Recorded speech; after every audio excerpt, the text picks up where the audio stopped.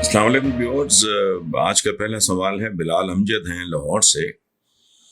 وہ کہتے ہیں جی کہ محترمہ کشمالہ طارق نے کہا ہے کہ عورتوں کو گڈ مارننگ اور گڈ ایوننگ وغیرہ کے پیغامات بھیجنا بھی ہراساں کرنے کے زمرے میں آتا ہے۔ سوشل میڈیا پہ تمیز تہذیب برقرار رکھنے کے لیے قانون ضرور بنے، کیونکہ کچھ خواتین بھی عورت کارڈ کھیل کے جعلی ہراسمنٹ وغیرہ کے کیسز بناتی رہتی ہیں۔ پرائیویسی تو مرد حضرات کی بھی ہوتی ہے، تو پھر حقوق نسواں کی بجائے برابری کے حقوق پہ بات کی جانی چاہیے۔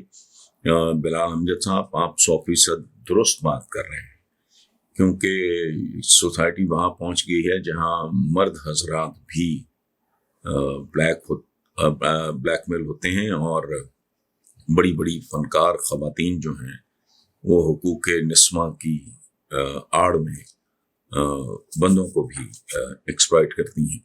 اچھا، جہاں تک تعلق ہے تمیز اور تہذیب کا، تو ایک بات آپ یاد رکھنا کہ قانون تمیز اور تہذیب وغیرہ کے معاملے میں صرف معاونت کر سکتا ہے، انسان کو قانون مہذب نہیں بنا سکتا، اس کو تھوڑا محدود اس کے کینڈے میں رکھ سکتا ہے۔ مثلا قتل کی سزا موت ہے، کیا اس ملک میں قتل رک گئے کہ ان میں اضافہ ہوا؟ ریپ کی سزا بڑی بھیانک ہے، رک گیا ہے، سیلاب ہے۔ قانون کی حدود ہوتی ہیں۔ اصل میں تمیز اور تہذیب وغیرہ کے ایک مہذب آدمی کو جنم دینے کے لیے وہاں تو ابن آدم یا بنت آدم پیدا کر دیتی ہے۔ تو میں کتنی دیر سے ایک بات عرض کر رہا ہوں کہ آدمی سے انسان بننا یہ اصل امتحان ہے۔ ہم بطور آدمی یا عورت کے پیدا ہوتے ہیں، ہمیں انسان بننے کے لیے ایک پروسیس سے گزرنا پڑتا ہے، ٹھیک ہے؟ جیسے کروڈ لکڑی ہے، اس کو ایک پروسیس سے گزارنے کے بعد اس کو میچورٹی ملتی ہے، اس کی سیزننگ ہوتی ہے، پھر ترخان یا فیکٹری یا مشین اس پہ کام کر کے پھر ایک خوبصورت فرنیچر بنتا ہے۔ بالکل اسی طرح ایک چٹان ہے نیکڈ، اس کو کسی خوبصورت عالی شان مجسمے میں ڈھالنا،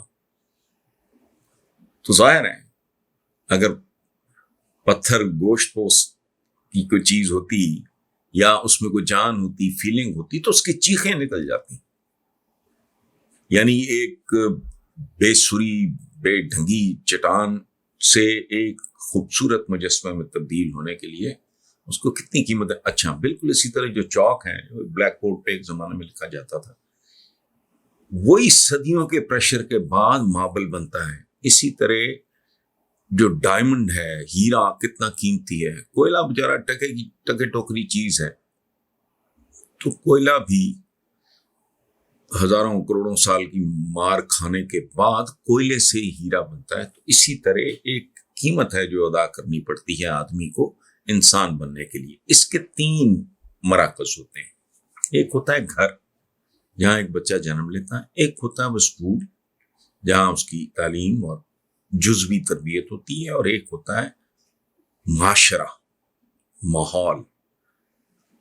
یعنی گھر، اسکول اور معاشرہ، یہ 3 چیزیں مل کے خوبصورت ایک ذمہ دار، ایک متوازن انسان کو جنم دیتی ہیں۔ تو ہمارے ہاں افسوس سے، دکھ سے میں یہ بات کر رہا ہوں، تینوں کی صورتحال بہت ہی مایوس کن ہے۔ گھروں میں فقے ناچ رہے ہیں، آن ٹاپ ماں باپ ان پڑھ ہیں، بھوک ننگ غربت نے ان کی ویسے ہی مت مار رکھی ہے۔ ایک بچہ جب ہوش سنبھالتا ہے تو وہ ماں کو پٹتے دیکھتا ہے، باپ کو گالیاں بکتے دیکھتا ہے، گھر میں فاقے دیکھتا ہے، مجبوریاں دیکھتا ہے، محرومیاں دیکھتا ہے، اس نے خاک کنٹریبیوٹ کرنا ہے۔ اچھا، باقی اسکول دیکھ لیں، ہائی پروفائل مہنگے اسکولوں کو چھوڑ کے جہاں میجورٹی بھاری اکثریت، اول تو کروڑوں بچہ ہمارا ویسے ہی اسکول سے باہر، جو جاتے بھی ہیں جو عوامی قسم کے سرکاری اسکول، تو کیا ہے وہ، آپ یقین کریں، میں تفصیل میں نہیں جانا چاہ رہا میں کیوں گیا تھا، تو میں ایک سرکاری اسکول میں ملا تو ان کے ٹیچرز کو دیکھ کے مجھے شرم آ رہی تھی، وہ ٹھیک اردو نہیں بول پا رہا تھا، اور اس کی کلاس میں 6ٹھی کا بچہ بھی 8ویں کا بھی 9ویں، عجیب ایک کھچڑی پکی ہوئی تھی۔ تو یہ ہو گیا معاشرہ ہمارا، خدا کی پناہ، میں ان میں شامل ہوں، جانوروں، بلکہ بعض کیسز میں جانوروں سے بھی بدتر۔ آپ بطخوں کو کبھی سڑک عبور کرتے دیکھیں، بہت سے جانور ہیں ان میں بڑا ڈسپلن پایا جاتا ہے، تو ہمارے ہاں آج تک لوگوں کو شعور نہیں، سڑک عبور کرنے کی لمبی باتیں چھوڑیں، اور کتنی یہ ایک شرمناک بات ہے کہ بھوک ننگ وجوہات جہالت، وہ کیا کہ 1 لیٹر پیٹرول بچانے کے لیے جو رکشہ ڈرائیور ہے وہ 1 وے وغیرہ کی دھجیاں اڑا دیتا ہے، کیا زندگی ہے یہ، کروڑوں روپے کی گاڑی جاری ہوتی ہے آپ کے آگے۔ پچھلے دنوں میں موٹر وے پہ تھا اسلام آباد، تعزیت کے لیے جانا تھا، تو میں نے 2-3 بار یہ منظر دیکھا، اچھی ڈیسنٹ گاڑی، وہ پتہ نہیں کیلے کے چھلکے پھینک رہے تھے، خواتین بھی تھی جو نسبتاً زیادہ سافٹ مہذب ہوتی ہیں، بچے تھے یہ کام کر رہے تھے پیچھے پیچھے، تو میں میرے ساتھ تھے میرے کسی جو یہ ہے ہمارا یہ چینل، تو میں نے کہا ان کو دیکھتے جاؤ، یہ آگے آگے قوم کا مستقبل جا رہا ہے۔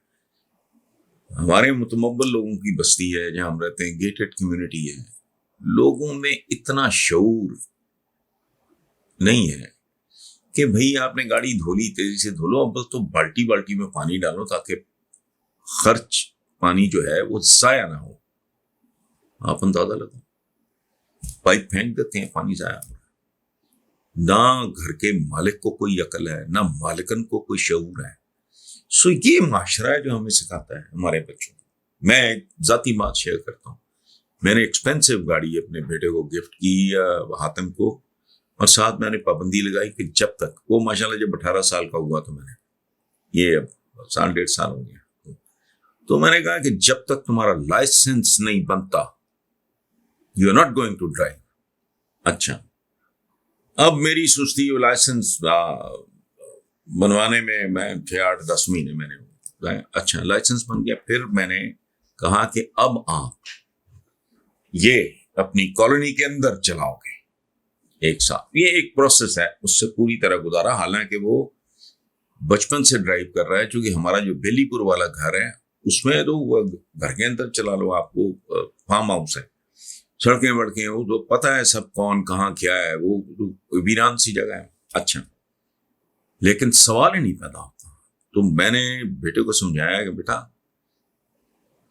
تمہیں اپنی زندگی کے علاوہ لوگوں کی زندگیوں کی بھی قدر و قیمت ہونی چاہیے۔ تو اس کا جواب تھا کہ آپ کو پتا ہے کتنے سال ہو گئے ہیں کہ میرے جو کلاس فیلوز ہیں وہ خود گاڑیاں چلا کے آتے ہیں، تو آپ نے اتنی پابندی، میں 18 سال کا ہو چکا ہوں، اب لائسنس بھی بن چکا ہے، آپ کہہ رہے ہیں اندر ہی چلتے، تو یہ لیول ہے۔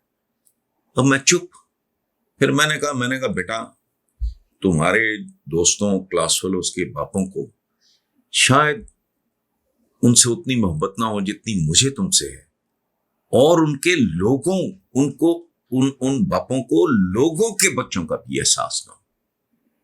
It's not your own child only, باقیوں کے بچے ہیں۔ ابھی اس کالونی میں وہ بچے سائیکلنگ کرتے پھر رہے ہیں، چھوٹے چھوٹے، وہی غیر ذمہ دار ماں باپ ہیں، بعض جو 12 14 سال کی موٹر بائکس پہ پھر رہے ہیں، خدا نہ خواستہ اپنی حماقت کی وجہ سے وہ آ جائے۔ سو یہ ہمارے یہاں تینوں برباد ہے، گھر پہ تمیز تہذیب نام کی کوئی چیز نہیں، اچھے خاصے لوگ میں مائنیوٹلی آبزرو کرتا ہوں، واش روم سے ہو کے آئیں گے لاٹ آف میس. میں اپنے واش روم میں بھی جاتا ہوں تو اگر چینٹے چوٹے ادھر پڑ جائیں نا, وہ ٹوٹی چھوٹی, میں وہ لے کے ٹیشو پیپر صاف کرتا ہوں. ہماری تربیت اس طرح ہے.